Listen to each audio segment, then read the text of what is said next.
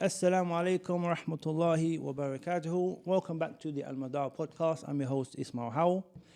Our last talk was about racism. This is the conclusion to our discussion about racism. I have with me Maria Tucker and Abdul Haq Kufi. So basically the issues that we're discussing is we've discussed issues of people making slip-ups. We've discussed issues of racism or jaahiliyyah being ingrained in certain communities and how we're dealing with it at the moment. What is the conclusion now? What is the way forward? And what is the way we can deal with these issues? We have to kind of like find a solution and a way forward. Sheikh Muawiyah. الحمد لله رب العالمين وصلى الله على نبينا محمد وعلى آله وصحبه أجمعين اللهم علمنا ما ينفعنا وانفعنا بما علمتنا إنك أنت العليم الحكيم. So for me, for a while now, being a person who was racist back in my old days before I was Muslim, and when I mean by racist as in hating the people purely just due to how they were born, not hating them someone because they did something wrong to me, but hating them because of literally their family lineage. I feel that for Muslims specifically, we need to, I would say actually address specifically this element of jaahiliyyah, i.e. judging individuals specifically on factors that is outside of their control. Meaning, where someone was born, what passport they have, what skin color they are, none of that they chose. I mean, passport maybe you can change that, but in terms of your upbringing, you can't change that. So part of that will be to recognize that there are some factors about a person that they can't change, and nor does those factors actually make them who they are. So we need to start addressing that particularly. So in terms of our daily dealings with people, we need to deal with them according to how they are, not according to how we think they are. So if you don't know someone, give them a blank slate, and then from that blank slate, they can develop or they can build their reputation with you. Is if they're a reliable person, they're not a reliable person, if they're good, they're bad, that kind of thing. And I think that's the best way forward for a Muslim, is to treat people who they don't know on a blank slate and let those people fill that slate with their actions. As opposed to saying, this person, I don't know who he is, but he's from Flan area and therefore they are like this. That's now, you filled in that blank slate with assumptions. I've got a question for you. And obviously you said that you was racist to other people. My question is, why? Was it a weakness in yourself, meaning that you wanted to make yourself feel better, which is the reason why you became racist to others? What was the reason why you wanted to put people down? If we can find out the reason why racism happens, we can then tackle it. Is it because you wanted to feel better than that person? You had to find a reason to put someone down? For me specifically, I mean, I know when I look at other people who still are in that mentality, for some people, maybe they blame the other for problems that they are in. But for me, when I was younger, I actually never had those kind of things. So in terms of underachieving, that wasn't me. Okay. I never blamed them for failing everything. I wasn't a person who failed things. I mean, I did my GCSEs early and my A levels early, so it wasn't like I said, oh, because I'm not achieving, it's them. Yes. So me personally, it was actually an issue of I saw a systematic problem, a problem with the system, and this system holds back my people. As that was. Okay. That was my narrative. My people are suffering. That's the whole thing. The issue of my people. My people were suffering because of a system. And if that system was changed, then they wouldn't be suffering. Got you. That was essentially my narrative at the time. And I think what fundamentally changed for me, as well as Islam, like I said, from being Muslim, that narrative changed because effectively my people were no longer defined by a color. It was defined by religion. My people became Muslims. Okay. Got you. So I think that already weakened that narrative with me. It's a bit hypocritical saying my people who are not even Muslim and my people who don't probably even hate Islam, some of them. So how can I say they're my people when there is already that issue between us? Whereas I have other people who are my brothers in Islam. They may not be the same color as me. So you guys that was already something that weakened with me. And I guess also and I think that's for many of us, it's a narrative which we are taught to believe, really. I mean, I went to an all-black school, literally, as in secondary school. There was only one Colombian girl, 2 Filipinos, and everyone else is from either Africa or West Indies. Yeah. So, when it came to history, it's rather than studying British history, we studied black history. So, indirectly, there was always that narrative of us versus them. Not saying it was their fault or they intended that, but that is, if you limit black history to only just slavery, Yes. then that kind of does become all you are, really.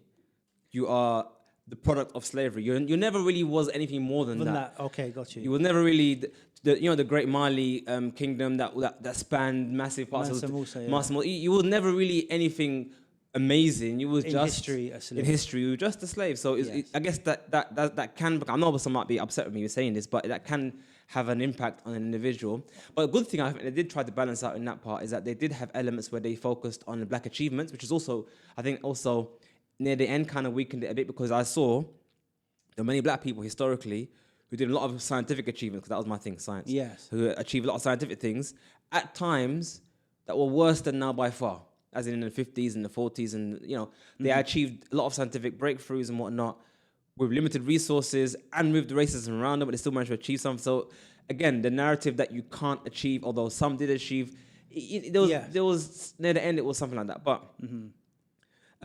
so for me, it was those two things. It was part of the narrative that was kind of in the air when I was growing up, and yeah, that was the fact. So you got two elements. One, you have the fact that if you grow up in a so-called black school or Pan-African kind of school, there's that subject, and also there's the fight against the system. The system's putting people down. Now, do those two things equate to racism, or are they just, well, okay, I'm putting my people first? Putting my people first, does that necessarily have to equate to racism, or is it just a byproduct? Yeah, that's a good point. Bismillah. Salatu wassalamu ala rasulillah wa ala alihi wa ashabihi wa man yattabihum bi ihsanin ila yawm ad-din amma ba'd. Yeah, that's a good point. I think that there's what Maui mentioned touched upon an issue, which is to what extent there's one ethnic or tribal background have an input or impact in someone's broader identity, especially as a Muslim. I think that obviously, definitely, Islam is the basis. However, at the same time, there still has to be a recognition. Doesn't play the same role, but there still has to be recognition of one's cultural background, and even to some extent their ethnicity. But as long as that doesn't, the problem is where it supersedes the Islamic narrative. aspect, I'd say. And then it leads to a kind of asabiyah or qawmiyah, like a form of nationalism or discrimination. That's where it becomes problematic. But it still has to be a recognition of I am from this people. Yes. Obviously, there are issues with what may be going on with my people, but those people are still from what your cultural background. So there's kind of a fine line, I think, to tread. But in that. Is there evidence from Islam to say, okay, look up, put your tribe first, put your people first, your family? Well, family is a bit different. We're talking about sort of tribal. Yeah. Say your tribal grouping. So no, not putting it first, but definitely in terms of taking it into consideration in certain things. That sometimes that might have to be done from a hikmah perspective.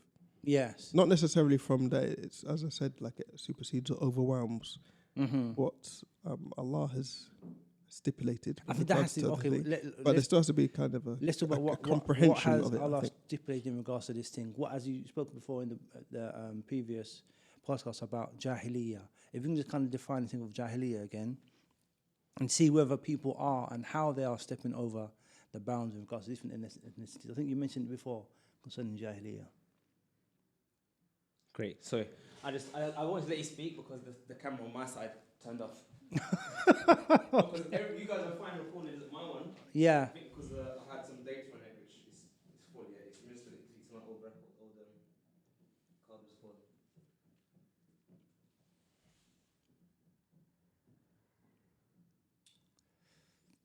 I remember I was listening to the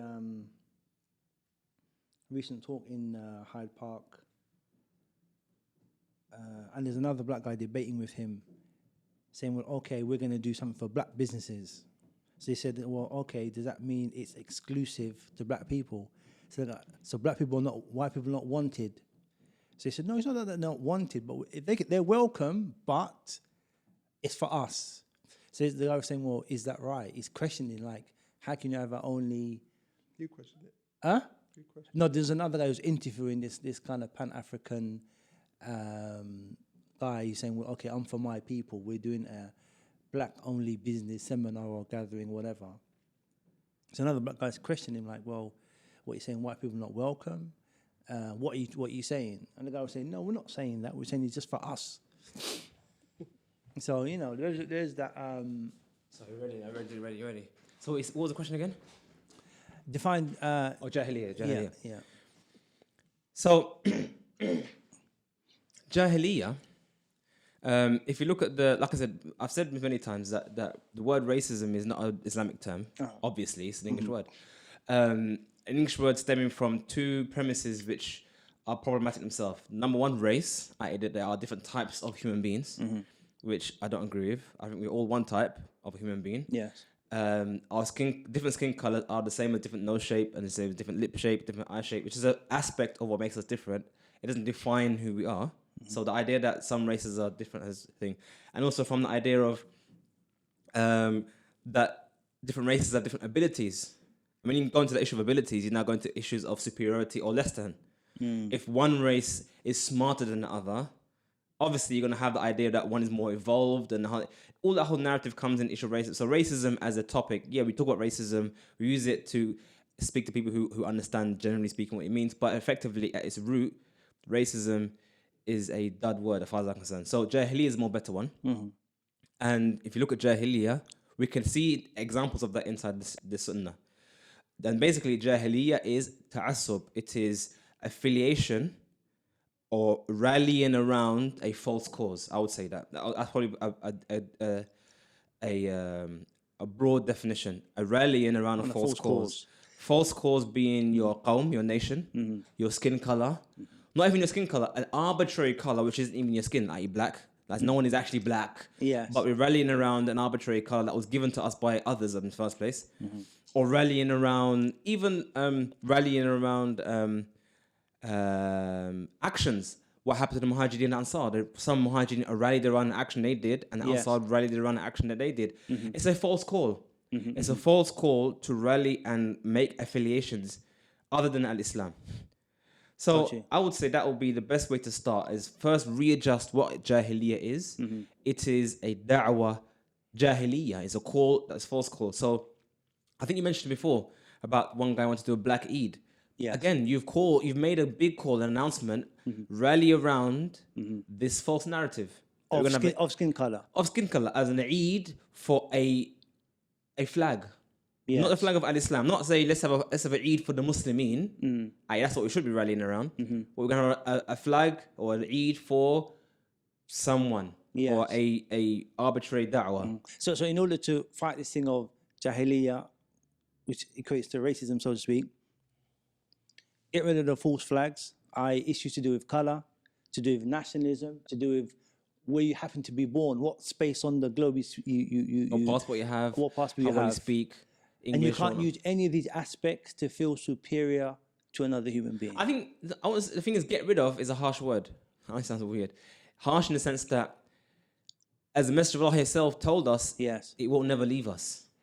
But I think the first thing we should do is identify, not necessarily remove. If you identify it's there, then you can try to address the issue.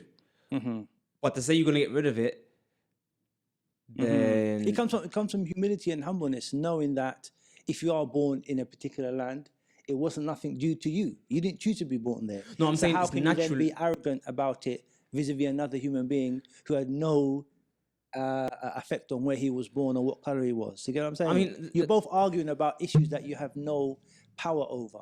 I mean, from my perspective, the way I see it is that this jaahiliyyah actually is a funny byproduct of a natural thing, as it's not necessarily fundamentally evil. saying that, oh, a Chinese guy robbed me.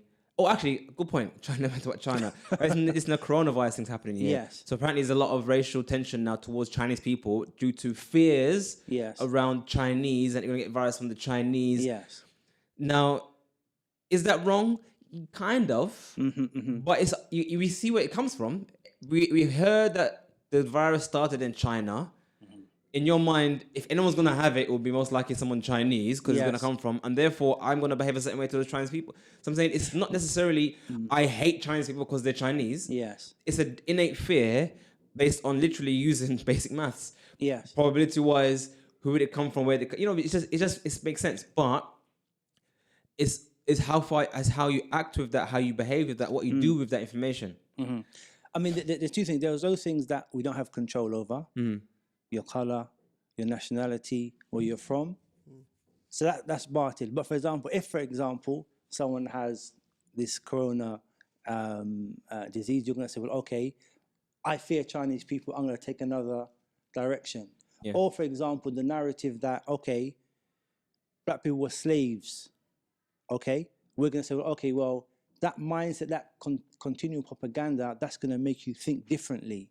So there are some kind of physical things or things that you can see that changes your perception But I mean, of a type of people. You might say, for example, okay, what's the narrative about Irish people? You might say, okay, the narrative is what we see. They drink a lot, they fight a lot, right? So we're going to have that perception in our minds. And it's up to us how we articulate that propaganda that we've taken into our minds. How do you articulate that? Do we actually make that affect our movements? Do we use it against people? How should we deal with this? Well, I think interaction is the key, and communication with people. As Allah says, that He made us peoples and tribes, so that we would know each other. Yeah. So I think it's good to have some kind of communication, interaction, and I think that's a cause for a lot of ignorance as well. So Okay. some of the stuff There should be more interaction, you're saying. some of the stuff which Mario touched upon earlier, I think could be easily dealt with if there was simple communication between people. Because there isn't. You talking about breaking down the barriers? Yeah, because there isn't, and sometimes people kind of just retreat in their own little kind of mini self-created, self-made, you could say, enclaves, not real, not tangible enclaves, like some of the white supremacists or far right would say, but there's, you could say, sort of enclaves of the mind. Yes. which people have. Yeah. And that usually prevents them from interacting with other people, speaking to other people, and that's a big problem. I mean, what you just said there's a very good point, and because you've got one of our kids in madrasa, half Polish, half Pakistani. So I was speaking to the mum, and she was mentioning some issue that happened in our local area, and she mentioned that there was a Romanian person that she spoke to, and said that they were admittedly a racist until they got to London and interacted with other people. Yes. And realized that there wasn't really anything. Yeah. Racist about. Yeah. Basically, all that's really happening is that when you interact with people, you're realizing that although it may happen with this person who might be Chinese, this person might be black, or this person might be American, it's not the majority of people. Most people you meet are not that way. Not that way. And I remember I knew a brother who's from Liverpool.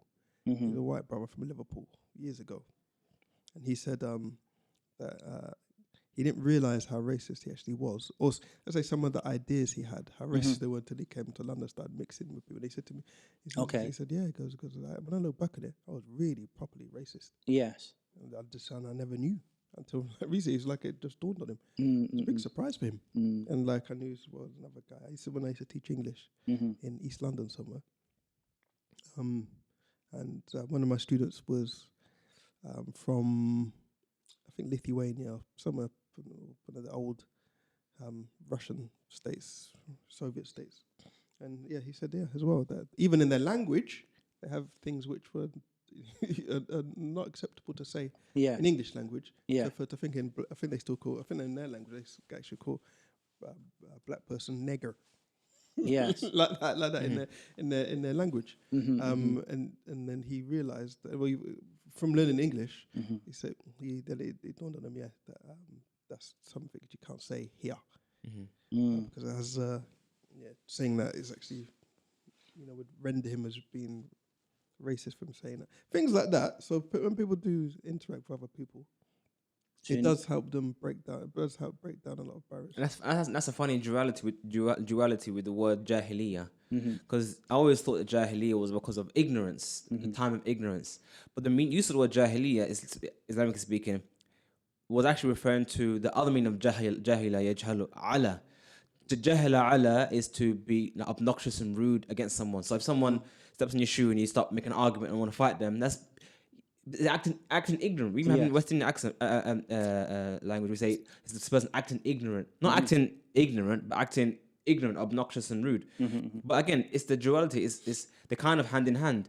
That acting ignorant actually stems from ignorance in itself, and education will most likely be the thing. And that's why you probably find when it comes to Muslims, you find the Muslims who act most racist are the Muslims who are most engrossed in their own community. I haven't really mixed with anybody else. Yeah, the most insular. The most insular, yeah. Because their communities, they were the ones which would have those traits still entrenched in tribalism, still entrenched in small-minded. But how then would you look at the situation of the brother in Birmingham who made that slip up concerning talking about, we don't want to act like black people, act like this. He probably moves with black people a lot. Was that just an innocent slip up?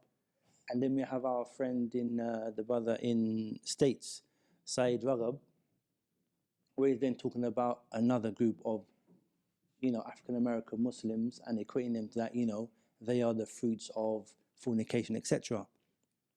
These are not people who are separate from the black community. They're within it, but they still hold these negative opinions. Or is that something totally different? That's a good point. What do you think? Those two statements. Were they just slip-ups? Were they innocent slip-ups or something deeper, more underlying? I think what would be an interesting question, but before answering it, an interesting question is, what would have been the reaction if he had said, stop acting white?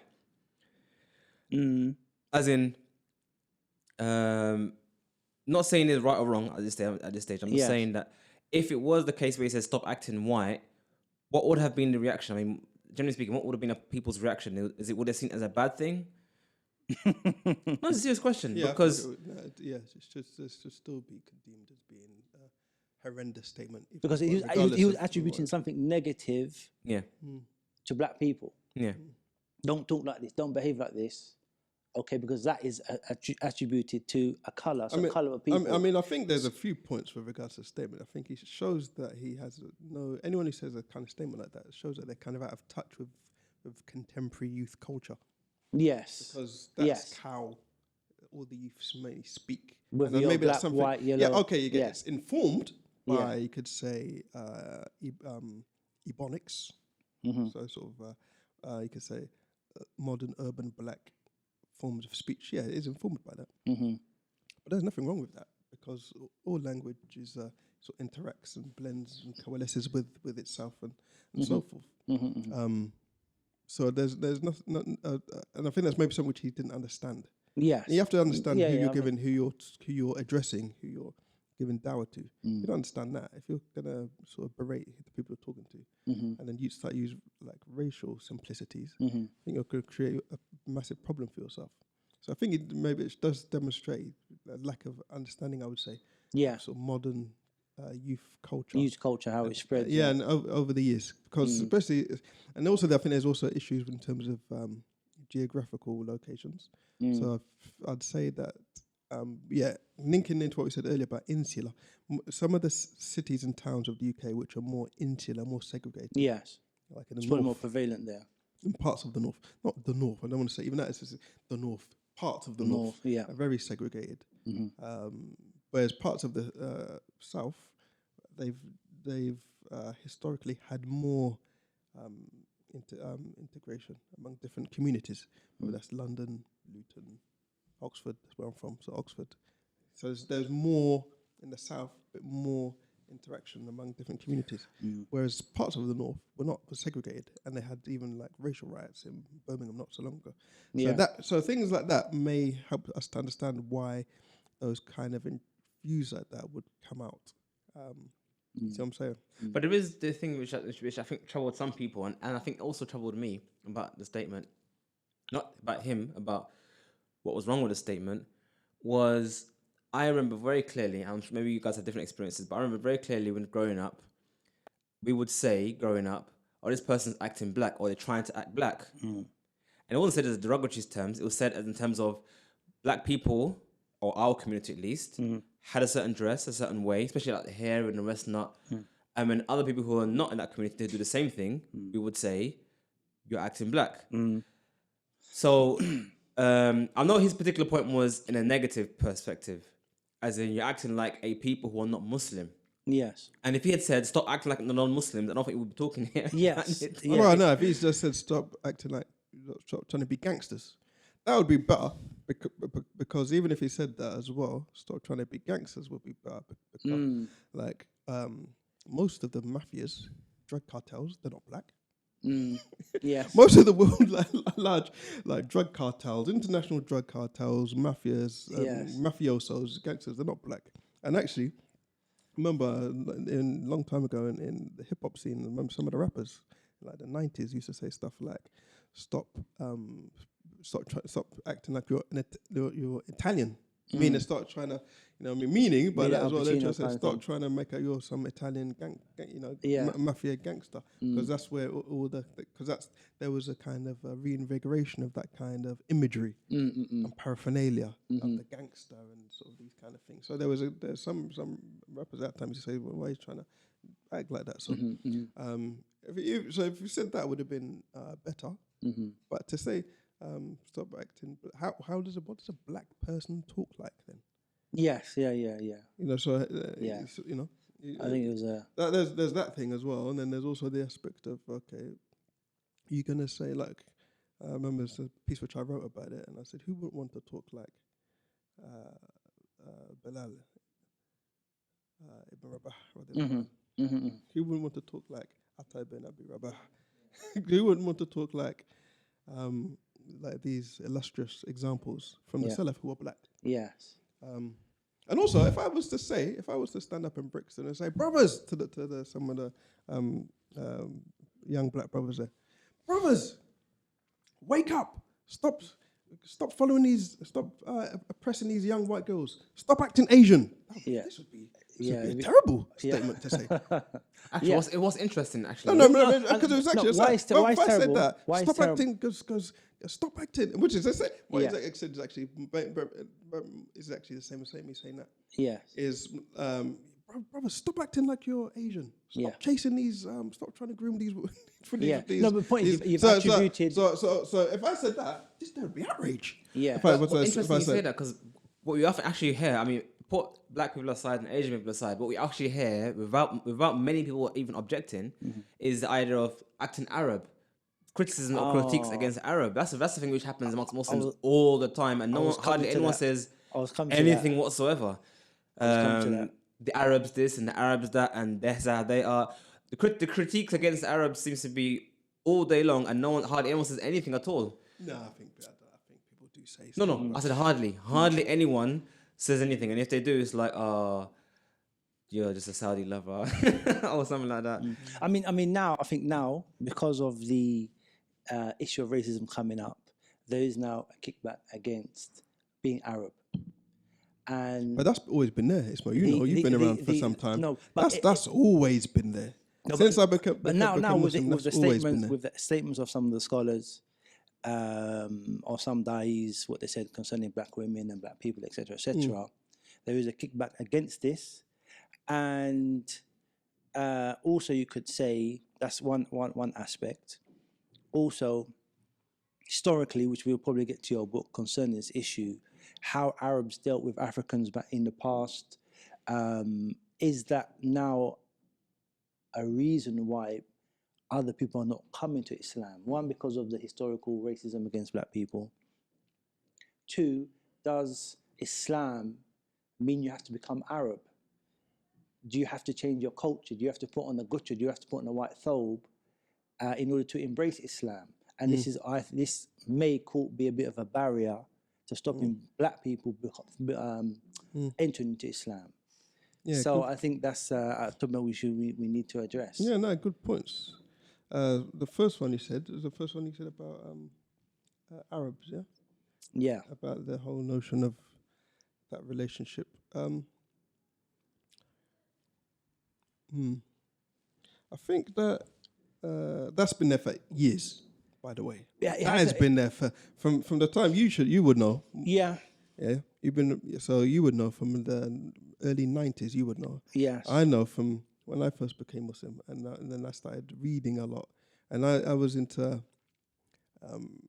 African history as well, and Black history. So then I was reading this a lot. So I know it's been there in the books as well, and so I know it's always been there. But I'm I'm talking about people now. People traveled to Saudi Arabia, became teachers. People went to Egypt, and have come back now thinking, "Whoa, this isn't the time of the Muhajirin wa Ansar. We're in a different time now." Do you get what I'm saying? But yeah, I think You can't really I don't gel think there. yeah, I think that maybe you could say that some people had a naive, maybe in the past, a few years ago, maybe you could say some people had naive notions. To be honest, I never had naive notions. I lived inside. I never had sort of naive. I never had sort of naive notions in terms of regards to sort of race or what was my expectations. Yes. So I think when people sort of have to be sort of manage their expectations about where they're going as well, and not be maybe so naive. So there maybe was that I'd say in the past. Maybe you could say some people were very naive. I'd say that though that these aspersions, I could say, were always there. I definitely remember they was always there from years ago. They was always there. It's still very simplistic. Some of the stuff which is said, it's not always the full deal. It's not very nuanced either. Like some of the research and some of the stuff is written, and some of the things which then gets propounded out. Yes. It's not the full facts always. So that's something which I think is also important to say. But yeah, it does cause problems. I know in South London, and loads of people left the religion because of things like this. Yes. What's the solution going forward? What's the way we should approach this one? Also, I mean, we have to reply, or do we not reply? We have to speak about it. We don't speak about it. Yeah, definitely speak about it. Definitely. You have to address it. You can't, because these are things which are out there. It's out there. And so it definitely has to be addressed. It has to be addressed. What's out there. All of it, you have to address it. You can't put your head in the sand like an ostrich. Because, because if these are narratives out there, you have to deal with it head on and take it by the horn, take the bull by the horns, as it were. Two, some of the things, if they're based upon falsehood, you need to uncover that falsehood. And those simplicities, and bring out the more nuances. What do you think, Mario? So that's how can we address it? I mean, specifically, I can talk from my own perspective. Got to Saudi 2001, and went through the usual processes that people go through when they got to Saudi.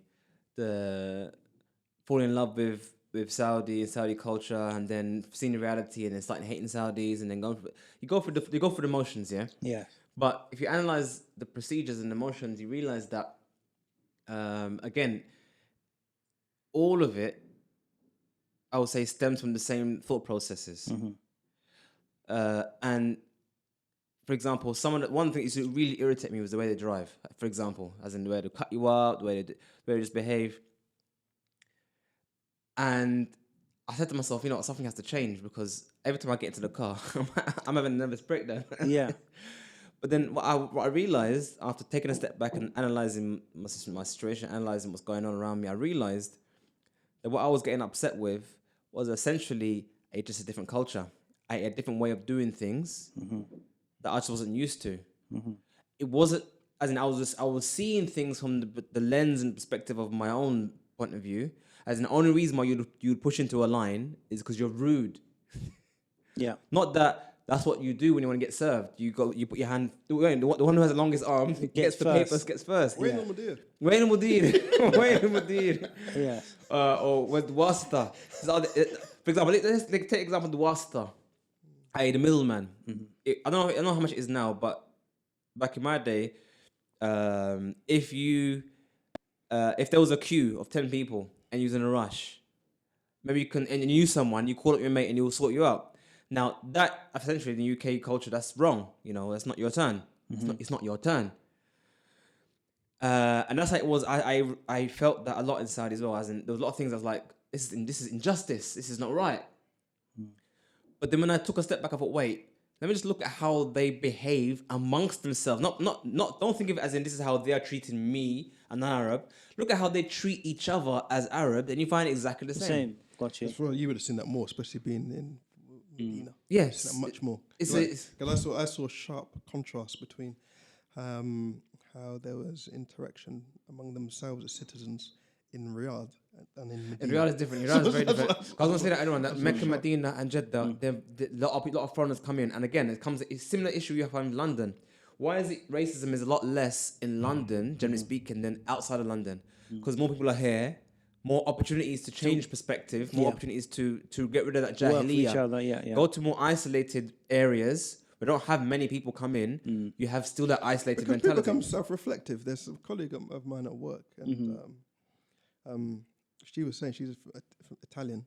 She was saying she's very self-critical, self-reflective, and saying she says no, in Italy we are very racist. She's honest. Yeah. We are very racist. Yeah. We are. We can't. And there's like she's Can't hide it, arguing with other Italians and stuff. But you see what I'm saying? So people do, I think, have an opportunity to be more self-critical. But if someone is an isolated community, their racism is based upon what they've been taught at school, what they see on the news. Experiences. But I'm saying they may not have met. No, it's not an experience through meeting someone. It's an experience just through taking in propaganda. Yeah, I mean, it's what I'm either saying? primary experience directly or secondary experience from other people here. And unfortunately, with human beings, we tend to find more controversy, more interest in the negative and the positive. Yes. We don't tend to talk about the good news. Tend to talk about the scandals more. Yes. So if our main narratives and our gossip is scandals, It's funny though, because it's like everywhere has it. Like nearly everywhere has it. Even in the for example, in Saudi you'll find that people have stereotypes maybe about Egyptians or something. Yes. Yeah. Egyptians will have stereotypes about Algerians. Yes. Moroccans will have stereotypes about Saudis. Or Saudis coming over, they're just coming over, do their thing, and then that's kind of thing. Yeah. So that's big, right? So it's all over the globe. You find like these kind of as a negative stereotypes, I mean. you find these sort of like simplistic. Is there a big tribal issue in Pakistan vis-a-vis different not Pakistan in Saudi Arabia in regards to different tribes? Oh yeah. I mean, there was the one time when I was in Saudi that one of the teachers said, "Did you hear about what happened at Masjid al-Qiblatain?" And it was like, some said they heard. I didn't know because I wasn't there, but something happened. Someone got shot or something. And he said, "Oh, that was tha'r. It was revenge." And he wanted to explain to us what goes on amongst Saudis. Some issue probably generations ago, and now that family between those two families, family feuds. So apparently, what happened in that particular event, that one guy got married. And to get as part of revenge for whatever happened before, he decided to shoot the guy the day after he got married, just to make it even more painful for that family, that kind of stuff. So it does happen. As in, we're talking about family. We're talking about feuds that are the lines are drawn between tribes and between families, tribal thing. It does happen. Does definitely happen. And I think there was even some kickback that one of the sheikh got when he married his daughter, an Arab sheikh, to someone who wasn't non-Arab, one of the students who was from abroad.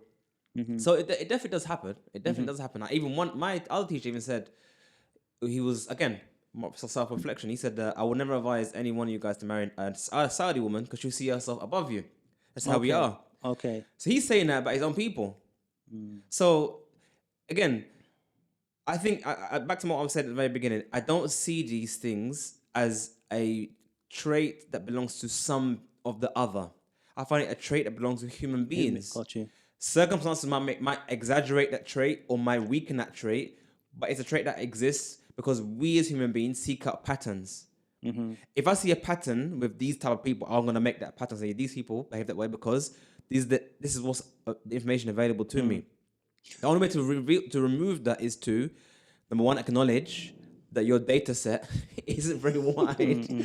It's like a few people. There's no real research involved in it, and if you actually analyze it, you find it's not the case, and that will kind of come through interaction. If you mix with other people, you realize that they're not actually like that, or maybe they are. It depends. And another point is that if you say racism is an aspect of all human beings, even though if you are black and you don't have agency, you can still be a racist. 100%. 100%. And I'm fully against those people. What do you who mean say- you don't if you don't have agency? I mean, you don't, Because have, this you, don't was- you don't have the power Yeah, because to this is what implement your people- racism this on is- someone. This is what a brother said. I had a good conversation with a brother when there's this statement, that was the statement, the erroneous statement which we keep going on, which was made before. Mhm. One of the brothers was saying to me, no, because it can't be a racist because they haven't got the power. So yes, yeah. But so this is don't have agency, but you don't have to have necessarily agency and power to still say it's an ignorant statement. An Yes. ignorant, simplistic statement. That's got nothing to do agency or power. Mhm, That's mhm, if you make an ignorant statement, it's based upon your own ignorance mhm, mhm. and your own, But you don't. So you don't necessarily just have to have agency and power, just to be racist or- I think that's what I'm saying. that what Because you're saying- otherwise, then all it is then you're just trying to like you're kind of trying to say that the only ones who could be racist are, you could say, Are that white they're people. dominant, and that's false. And in fact, what there's also argument to say is that some white societies, they have at least tried to put in place legislations. Whether that in reality is actually happening in reality is another thing. But at least there's something enshrined in legislation to try to deal with that. But other places they haven't done with it. I think was it only recently I read something like only recently Tunisia or something only recently had something to do with like put something in there. Nothing about racism or something like that. Yes. So you see what I'm saying? So things like that also have to be taken into consideration. And also, people might have ignorant. People might adhere to folkloric traditions wherein black is deemed as negative and these kind of things, which feed into cultural Propaganda again, yeah. cultural. Yeah. Ideas. One thing to mention, I mean, two things. One thing is just a point before I forget is that sometimes when you look at the situation, if you actually try and bring separate things together that actually are the same, meaning racism is bad, however you want to understand that word. Yes. But what actually, in terms of practice and implementation and behavior, is different between racism and Islamophobia or anti-Semitism, or as in they are effectively all manifestations of the same jaahiliyyah. Yes. It's the same thing. We complain of Islamophobia, how the kuffar are treating Muslims in the media, they're giving us a bad light and blah, blah, blah. We're not all terrorists. It's not the same argument saying not all black people are muggers and thieves. Yes. Or not every... It is the same. It's the same thing. It's different name, different thing, but different argument, but it's like effectively the same jaahiliyyah. You're painting the brush of everyone based on a few limited examples, made worse by the media, because again, the media has the reality warping ability where they can, as in, repeat something enough to make you believe that that's actually the majority of the case. Exactly. Okay. And it's still irrational. Anti-Semitism, what you mentioned there is a good point, because that's, if we're honest as Muslims, simplistic anti-Semitic tropes are plentiful. I've seen it for years, I have to be honest. Amongst Muslims, you mean? Yeah, Yeah. it's very simplistic. I've seen it in Muslim countries Yes. as well. Yeah. Some countries. I've seen Hitler's Mein Kampf in Arabic. Yeah. sold on a bookstore. No. So you know what I'm saying? So this is like the level. Obviously, So everyone has to put their hands up then, let's basically. say that this. It's funny you mention it, because one of the books I bought from a bookshop near where I was living when I first got there was the Protocols of Zion. Yeah, in which is a Arabic. completely fabricated work, which some Yeah. say was written during the time of one of the Russian czars and stuff like that. Yeah. And which was translated. See, anti-Semitism is interesting because traditionally, historically, classically, the Muslims, they were not anti-Semitic. Semitic, yeah. They're Semitic people, yeah. There were a few instances of, you could say, communal violence. I think the most significant case being what happened in Iraq. On the industrial scale, anti-Semitism was not implemented by Muslims. This is something which I think some communities, some elements we could say within the Jewish community, they also should take into consideration. The industrial level anti-Semitism was not done by was not implemented by Muslims. And in fact, you can even say the same as racism as well. That wasn't also that industrial level implementation of racism, Systematic, genocide, yeah. Holocaust. That all took place on European soil within the last 100 years.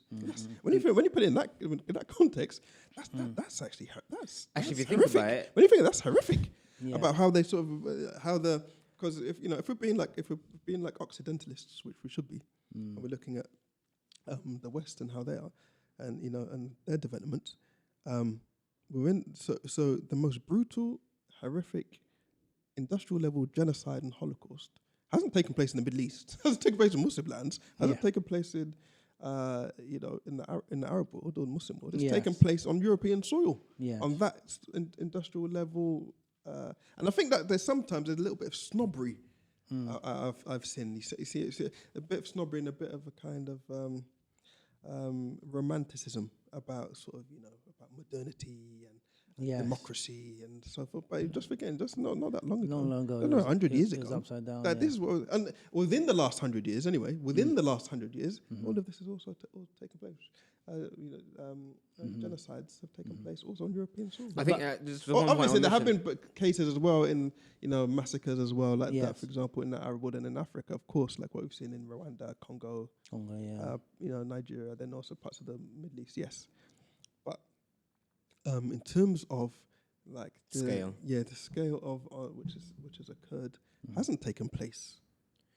But I think if you actually look at the origins of that, not origin, but historically how far back it's gone, again, back to the issue of anti-Semitism, you find that historically in Andalus, the Jews worked very closely with the Muslims in Andalus, which is why... I've done a bit of research on this as well. Which is why when the Christians came to take it over, they didn't just target the Muslims kicking them out, the Jews also were a main target of them because there was coexistence. There was coexistence. There was peaceful coexistence. What some argue, I've read in some of the literature, that some say, cynically, they say, oh, well, the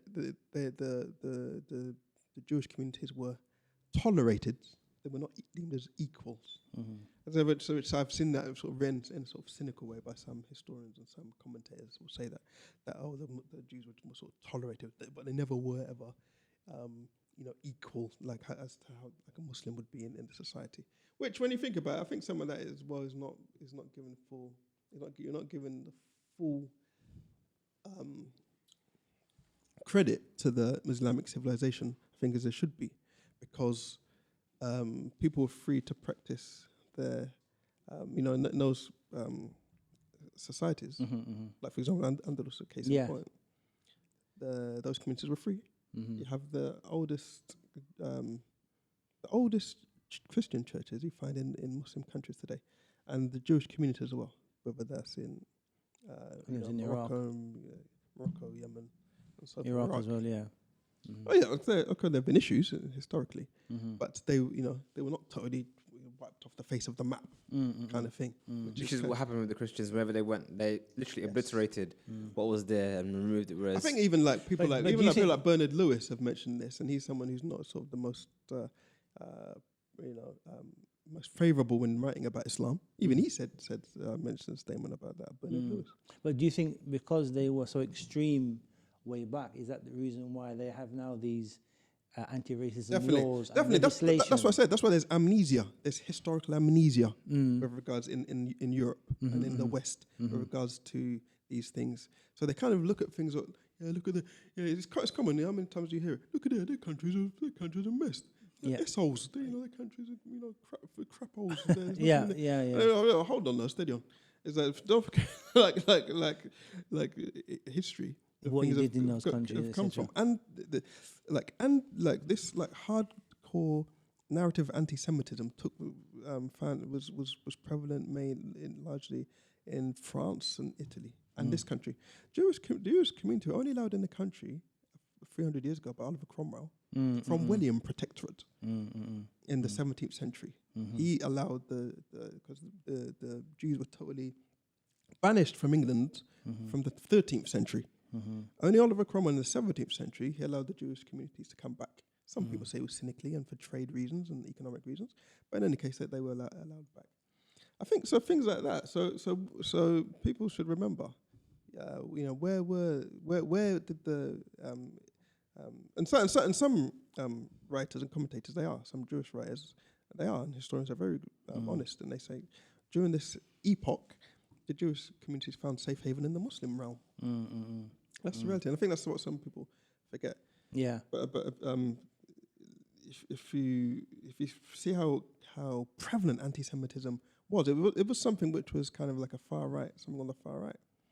People always mention, so even like before what happened in Germany in the 1930s, it was already anti-Semitism was taking root in France, it was taking root in parts of Russia, Italy, this country. It was there. It was prevalent. Well, quick question: why was the hate specifically aimed at the Jews? From a Christian perspective. Yeah, because the Jews were deemed as those people who killed Jesus. Yeah, got Isa you. alayhi salam. Got you. That's the roots of it. That is the crux of it. That's why the French anti-Semitic groups, they were also virulently pro-Catholic. And they wanted to re-establish Catholicism and the Bourbon monarchy back. And they wanted all of that back, and anti-Semitism was a part of that. It was it was a French priest who translated into French the protocols of the Elders of Zion. And then I think it was translated into Italian by Julius Evola, who was he's like a new far right thinker. Evola, he translated it into Italian from the French. Yeah. which is one of the. But going back to the issue about, they mentioned about the issue of racism being needing power. So there was one quote which I think, which probably you could say where that narrative gains some of its backbone. So Thomas Sowell mentions that everyone has racism in them. That's basically his perspective. Everyone fundamentally is racist, but not everyone can discriminate. Yes. So basically, he gives a narrative where basically a whole nation could be racist against each other, but still coexist based on commerce, which is need. Based on a premise, which is, I love this premise. Basically, the premise that was as much as a person might love his own people, he loves himself more. So if he's find someone who is black or white or another race and they're a cheaper wage or cheaper to get employed, he will do that because it's financially more viable. So his argument is, if you have an open market, then racism can't really take hold because fundamentally I have a choice to actually pay for my racism. Whereas with equal opportunities, for example, where I'm forced by law to pay everyone exactly the same, therefore I can be racist because it doesn't cost me anything. It makes sense. I can be racist. I got nothing to barter. But anyway, putting that aside, this idea of this making a distinction between the ability to discriminate, which is what comes with power, and an ideology which is in your head. So I guess from that narrative, they say that a racist or racism is something that can only really occur with the ability to enforce that racism, which comes through power. But I like to take it from a step back. The ability to enforce only comes with the ideology. Don't stop at that. Racist ideology, is it? Yeah, the ideology that they are less and you are more, or whatever the case may be. Either more morally or more physically. Idea is that you and your people are more than the other. Yes. That's an ideology. Whether it can manifest itself in discrimination or not, it's still something which is there. And I think taking a step of saying, okay, it's there, let's ignore it, let's only focus on if it manifests itself, I think that's wrong. That's literally trying to, like what the doctors do today, treat the symptoms, not the actual root cause. Yes. The root cause. But Muawiyah, do you concur with that? He's saying do you concur with that racism has to have a power? I mean, to be able to do you concur with that though? No, I mean, he was about attacking it at its ideology phase. But do you think, I did grow up. I'm saying when I was growing up, and like I said, when I was racist back in the day, if I was Muslim, I never called myself a racist because I was taught I can't be racist because I'm black, and we don't have the reins of power. Yeah. So that was almost like my scapegoat, my wild card to dash on the boys. Look, blackjack, pick up 5. That's my way of getting out of. That's nonsense, isn't it? Of course, because if someone believes that white people are the crafted devils created by a mad black scientist called Jacob, that's completely a racist, underpinning an ideology. But like I said, which is in complete incongruent with the teachings of Islam. You got to look at those who believe that. How can you clothe the idea to make it look like what it isn't? And where you clothe it is, we are oppressed. They have the power. Not only do they have the power, they have the power to fix us. Yes. They beat us, they arrest us. You not only have you externalized the source of our problems, you also externalized the source of our solution. As in, because they're the ones who are going to... I remember that there was an attack once. So there's been a few attacks over the last 20 years, where in London, where you've had gangs a white girl maybe she's been beaten up by a gang of like there was one I think she's been up by I think a gang of young British Somali girls. Nothing that was deemed as being like a hate crime, like a race attack. So you see what I'm saying? So it can happen. This notion that you see what I'm saying that it doesn't happen both ways. Yeah. Oh, definitely. Always. It could definitely happen both ways. I mean, what I fear though, what's happening, and I think this is definitely happening a lot now. I'm hearing more is that people, as in non-black people, are getting tired of the race card being used when it's not even a narrative anymore. It's like, for example, because there's all this like aspects, and some aspects of that are true. Like, no, I mean, just the other day, like backlash against like what the whole woke. There was and this incident happened about a few weeks ago. Apparently, according to the narration, is that a guy was on those electric scooters. Yes. And he was with his daughter, who was probably she was 10 years old. And apparently a youth came out in front of him and he crashed into him. He said, "Oh, I'm sorry." But then they started to say, "Oh, look, you did this. What have you done?" And they started to be rude with him. One of the youth drew a knife towards the young 10-year-old. So the guy and his daughter starts running down the road. They start chasing after him. And they start to say, "Oh, you racist, you racist." And they start chasing that. So the narrative became, who was getting the youth apparently who took these knife at this guy. Because I don't know what actually happened. This is all what's being narrated. But the point is that this guy and his daughter were being chased down the road by these youth with knives.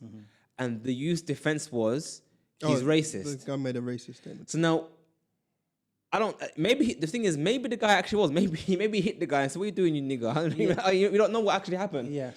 But the point is, the narrative is youth, knife, guy, daughter. I mean, what do you expect to happen? And now, white people are saying, and I've heard them say to me, what's this? Everything is racism. Everything is racism. No, I think there's a simplistic.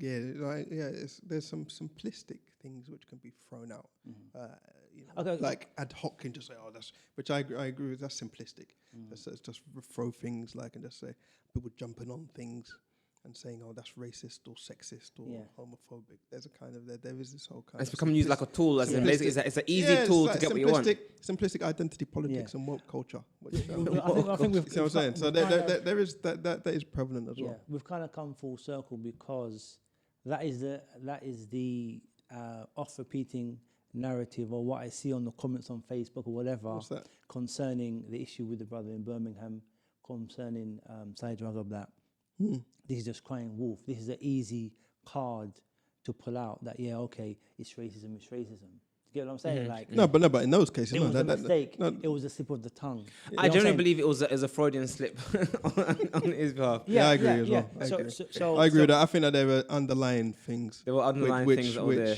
And they know full well. Allahu alim. But let's just say, I mean, when I say racist, I mean, when I say Freudian slip, what I mean by that, let me quantify that. I mean, I'm not saying, and like I say, I'm not saying to be racist, you don't have to hate someone. Yes. You just have to have a narrative about them. They've imbibed stereotypes. Yes. They've imbibed these stereotypes and they've come out. They've slipped it's come out. But so there could be a case to say that maybe these are things which they already harbour. Yes. Anyway. And then they should be, and the brothers should be honest and say, "Look, if this is the case, just say, yeah, I did have that, and I was wrong." I think they should, but it does indicate that. I mean, because these are mature guys. You know what I'm saying? They're not like kids. Yeah. like to just like you know what I mean, to say like something like that. Or you could just say, "Well, then maybe they just got in the moment, they weren't thinking, they were just getting, and they just like." But still, so can we which is possible as well that they've just done it in that way as well. Yeah. But it's just a bit odd that they should be a bit more. Nuance before they're speaking, or they need to very reconsider that, then putting themselves forward to speak if that is a problem for them. To be honest, so if we can say, because obviously the discussion came about by these happenings, can we say, all right, these are just slip-ups, these are just an effect of the propaganda that we all get, and they was in a situation where they made a mistake. Not every time can we bring out the racist card and say, boom, you're a racist. It's a slip, okay, by the by. Yeah, I mean... But then the wider situation of systemic racism within our cultures, that doesn't have any color barrier. That is from every nation, every country. We have this ingrained racism in us.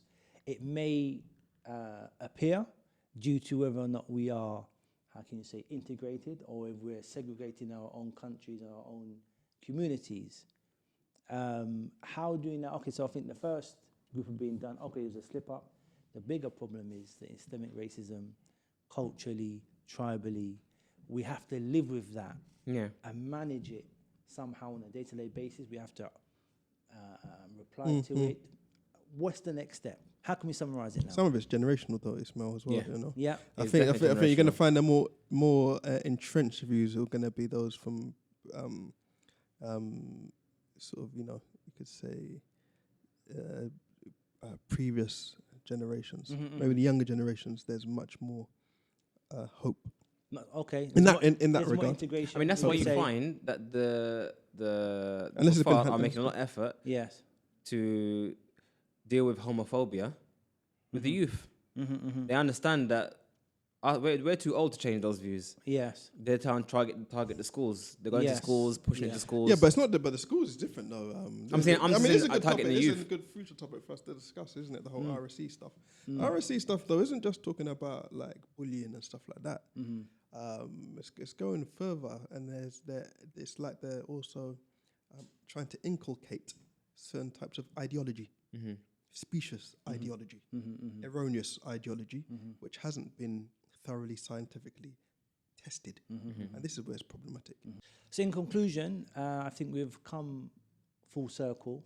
I think we've kind of come to the conclusion that there are slip-ups that we make due to the propaganda, due to our education, due to our misunderstanding of cultures, and those things just happen.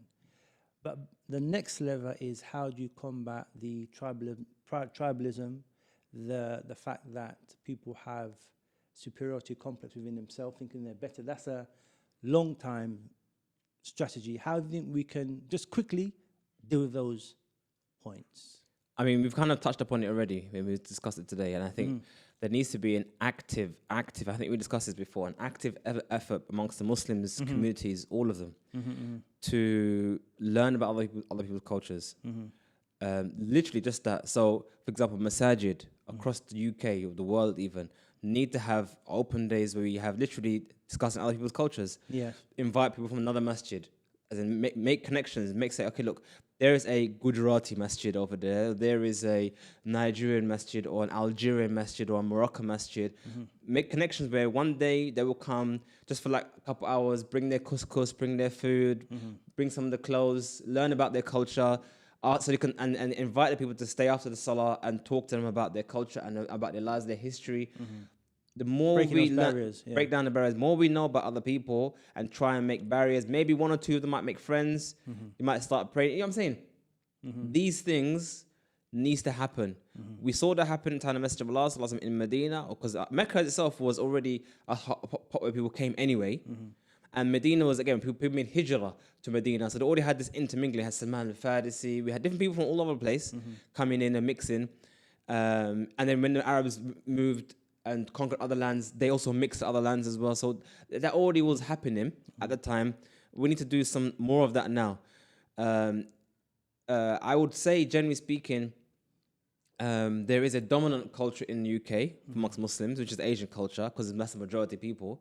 And I think, and on the flip side, the second dominant culture would be, I would say, Saudi culture, not say Arab, because Arab is quite wide, but specifically Saudi culture, i.e. the white thobe and the gutra and that kind of stuff. And those cultures, we kind of are exposed to both of those. But again, we need more exposure to other things. For example, we would find an Asian person wearing Saudi clothes. You might find a black person wearing Asian clothes.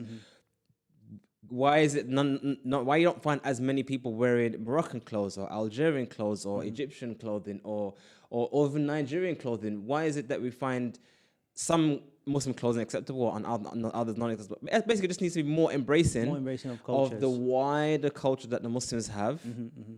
I mean, for example, what do we know about Malaysian culture or Indonesian culture? What do we actually know about their culture at all? I mean, serious question. What do you know about their culture? When you finish, I'll answer it. Remember, this is a summary, so we have to be quick. Okay. But yeah, I mean that's the first thing I'll say. Just that number, the first thing, and secondly, try to not speak in color. And when I say color, I mean in things. So when you speak about events, mention a person's qawm or background only when relevant, Yes. not when it's totally irrelevant. Gotcha. We just got burgled the other day. Someone smashed my glass. I can't tell you the amount of times someone said to me, "What was he?" Yes. I'm like, "Are you gonna look? What color was he? Exactly. I'm like, Yeah. "Are you gonna look for him?" Was that you asking me that? Yeah. What's the purpose of asking me that? Unless you want to pigeonhole events to certain people. I Certain can't prejudices that you have. prejudices. Stop trying to support prejudices and try to now suppress them. Yes, certain peoples may be exposed to certain activities due to their upbringing. That doesn't mean that's going to be the next person you meet, or it's always going to be the case. But just try and do this. Also, two things: try and break down barriers by integrating other people as much as possible. Maybe even try and dabble with their culture, Yes. taste their food. Go. I mean, we're all about doner kebabs and that kind of stuff, but Yeah. try and go and see other things. I heard there's a Indonesian place in West London recently opened up. Try and try other people's Try different foods, cultures, yeah. other cultures. Open your ideas that they are also human beings. And if you can make the bigger step, try and marry outside your own culture. Okay, that's the next topic. Abdul Yeah, summary. I think I totally agree with everything what Mario said about breaking down barriers. I think it's things which people could do on a micro level, rather than a macro level. But on a micro level, there's even basic things when people interact with people. Language is very important as well. Breaks down huge amounts of barriers. Even just knowing a word in maybe someone else's language goes a long way. Interact with someone, even just 10 seconds, you could break down so many barriers and kind of have a kind of smile in someone's face. It's sadaqah as well. What Mario said about clothing, I differ. Why? Because I think that actually in the West, we've done in the West anyway, and I think this is actually occurring also in other parts of the world. So I think this is actually positive, like with the clothing aspect, is that with clothing is have assumed, which I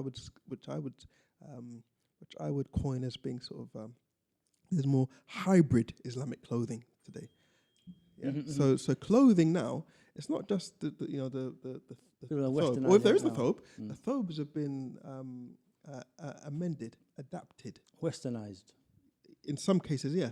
So it actually contains a whole range of clothing now. It isn't just like the thobe. Like the French brothers, they're excellent in this. They've like done sort of tracksuits. They've done all kinds of things. They've made them like thobes with hoodies and all that. Kind of that comes so they've created like a hybrid clothing, and it goes back to what you said about that's what I wanted to wait to what you said about Indonesian and Malaysian clothing and the izar. Yeah. Like the French brothers, they've even done like a modern izar, like denim.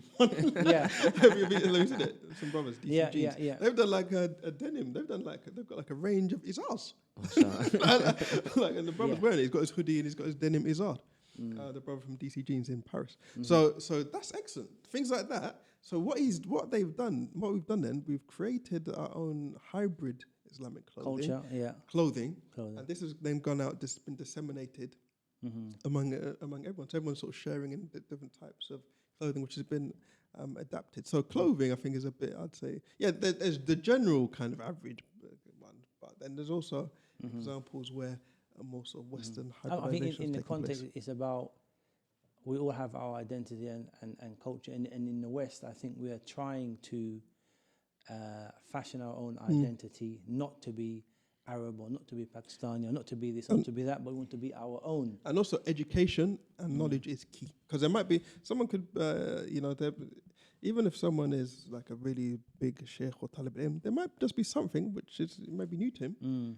If someone's aware of it, and you impart that to the person, that could totally change the person's approach in something which I've personally experienced. Yes. On some of these issues, like these racial issues as well, which have come up. So I think so. Education is key.